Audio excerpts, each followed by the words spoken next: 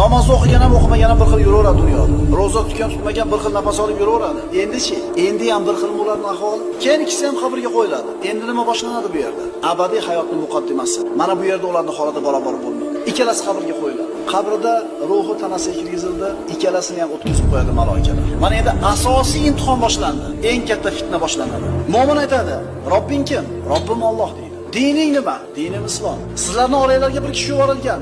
U kishi haqida nima deysan?" U kishi aytadi: "U zot Muhammad sallallohu alayhi vasallam, Allohning rasuli, u kishiga iymon keltirdim" deydi. Malaikalar aytar ekan: "Shunday deyishingni biz bilar edik." Ular bilishar edi. Chunki shu kalimani taqozosi bilan yashagan. Endi buni muqobilida kofirga keladi bu ikkita farishta.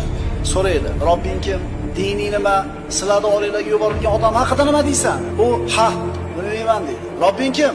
"Ha, bilmayman. Odamlar nima desa shuni der edim." "Dining nima?" "Ha, bilmayman." U haq degani qo'rqayotganligini belgisi.